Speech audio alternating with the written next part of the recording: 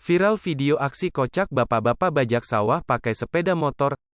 Baru-baru ini viral sebuah video di mana seorang pria membajak sawah menggunakan sepeda motor. Unggahan video tersebut viral usai diunggah akun media sosial Instagram @terangmedia pada Minggu tanggal 20 Maret tahun 2022. Terlihat pada video, seorang pria menjalankan motornya di tengah sebuah sawah berlumpur. Tanpa ditunggangi, motor tersebut digunakan sebagai mesin bajak sawah dan berkeliling dalam sawah tersebut.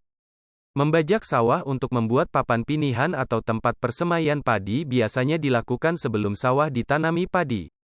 Bukannya menggunakan kerbau atau sapi dan mesin, ia justru menggunakan sebuah sepeda motor roda 2 untuk membajak sawah. Dalam video terlihat seorang bapak-bapak mengenakan kaos coklat garis-garis tengah memutar-mutar motornya di sawah. Diduga, ia sedang membajak sawah untuk membuat papan pinihan. Ia tampak menyalakan motornya dan menarik gas, sementara ia berdiri di samping motornya dan berjalan sembari menarik gas. Kegiatan yang dilakukannya itu seperti sedang membajak sawah dengan menggunakan mesin bajak. Aksi pria tersebut pun terbilang tak lazim. Pasalnya, sepeda motor tak biasa digunakan untuk membajak sawah. Unggahan tersebut pun mendapat sejumlah respon dari warganet.